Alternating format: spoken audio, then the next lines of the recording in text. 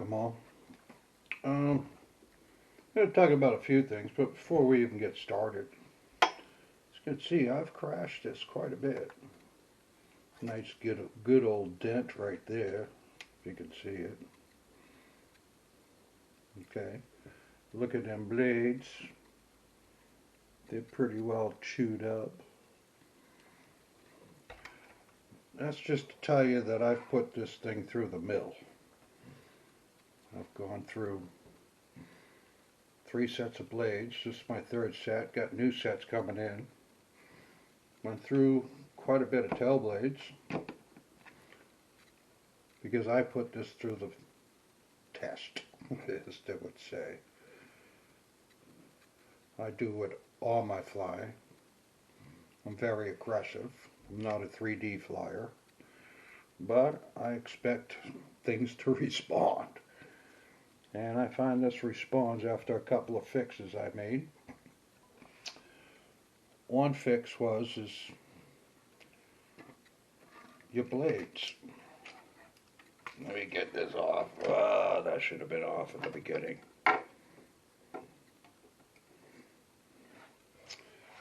Your blades. Okay. You can see that I have nuts and my screws are upside down. Okay. The reason for that is this little piece here. As you can see right there, the nut will hit it and eventually break that piece off. So you don't want that. And the reason why I put the screws in here is because the ones that come with this will strip out very easily. So instead of buying rotor blade holders every time that you open and close these, because if you get any dirt, there's friction in there. It's going to turn the bolt, the screw. This is cheap aluminum, and the screw's going to strip out. So I drilled 1/8 holes through the blades and through the rotor holders, and use M3 screws with a lock and nut. And I've had no issues ever since with my blades. As you can see, they're pretty tight. And that's the way you have to have them. You can't have loose blades. If you have loose blades, I mean, it's going to flop when she flies. You know, any kind of different friction, it's going to change. So you got to have some kind of friction. Okay? Another thing I found with these blades is in the box, they're going to give you one of these. Be wary about using this. Okay? I damaged my 200 first night, got damaged, and I haven't even flown it or started it up yet. I'll explain in 2 seconds. So check your blades before you do by using this mount by FLYWING. Okay? Be careful. Okay. When you look at this,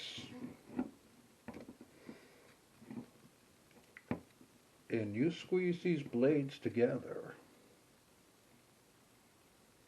you see that rotor head move? She will move. There is no way that you're going to make, let me see if I can get it closer and then you can see when I'm trying to put them together.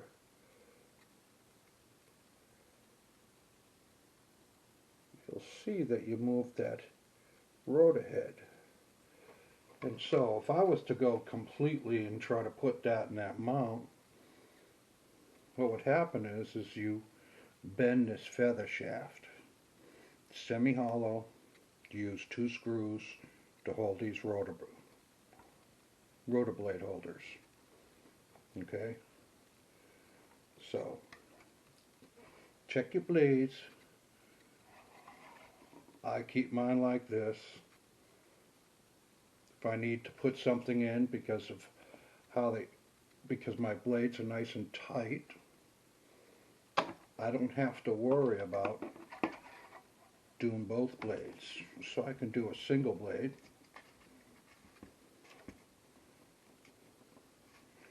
And it's still going to hold my copter because my blades are correct.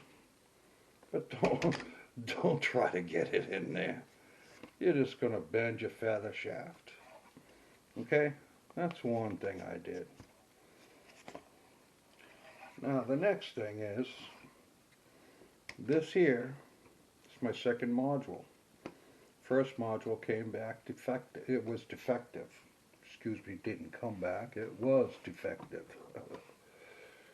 Let me get, well, the GPS that's in that little thing here.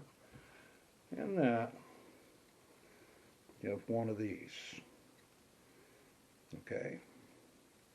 And if you look at it, I don't know if you can zoom in there and make it clearer. But right here, these little black pieces are supposed to be soldered into the board, the main board. So when you take that cap off, there's some slots. You plop this down, and there's little pins. See little pins?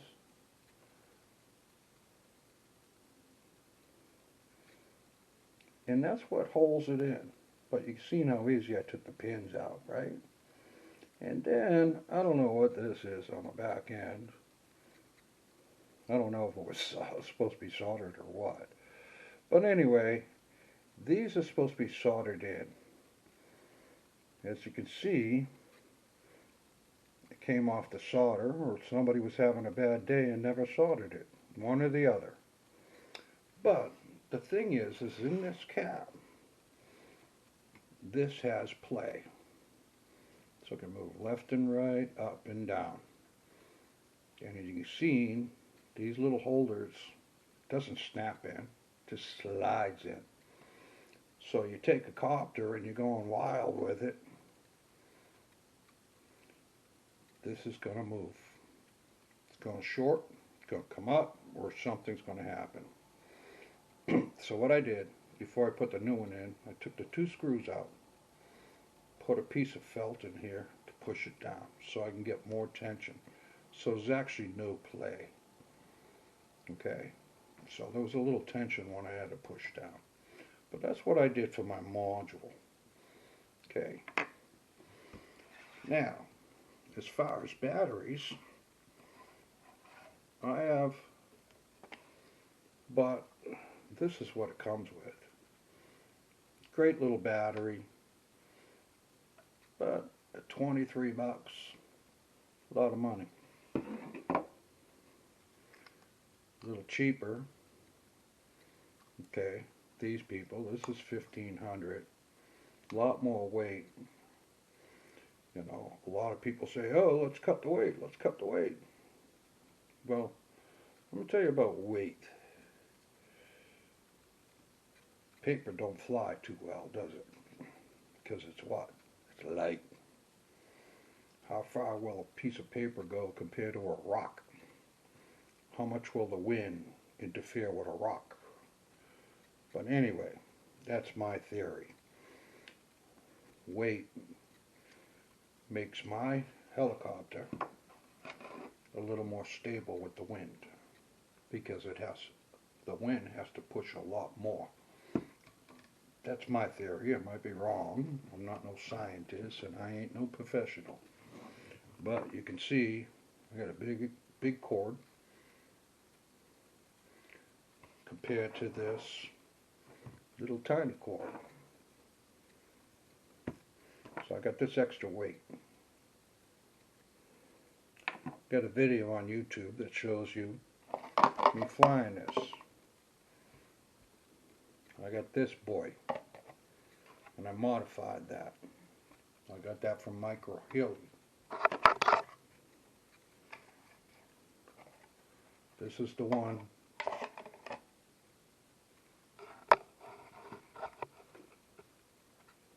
that you get with the quad. Well, these fiberglass things are so fragile. Do you see that crack? Isn't that wonderful? A wonderful crack. That's just by squeezing it. When they ship it to you, shipped like that. And so the minute you open it, guess what? Get one of these babies. And I found these to be very fragile to begin with. I got another one there, I'll show you, it got destroyed on a crash. So, but anyway, I don't use this no more. Too small. I want to use bigger batteries. Now, problem with a bigger battery, it's going to be the width, right here, that width side. So, I did a little grinding here, a little grinding there, and guess what? This battery fits. Okay? A little tough getting the rope. And that's because of just this label. If I was to pull the label off, I would have no issue. But I like the little label, so. But that's what I did to do that. Another thing to remember, you see she sits level. Make sure these always sit level. This landing gear. This landing gear, let me show you. If I can get it to do it. Nah, I can't get it to do it. But anyway, this landing gear can bow. And mine bow, I don't know what reason it was, but anyway, when I put it down on a level surface, it rocked. All I did was push down on this, and it leveled it right back out again. So if this bows, don't go out and buy a new one yet. Just push down on it a little bit. Okay. Another thing to worry about in here is this tail. Okay. This tail can come loose. Ooh.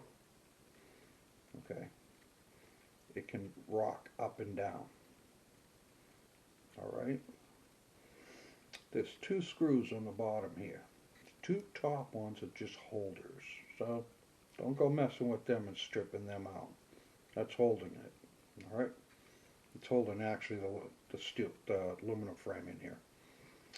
But these two bottom ones is where the split is. And if your tube's going up and down, don't assume that it's these two that are the problem. The problem is that you don't have this shoved in far enough.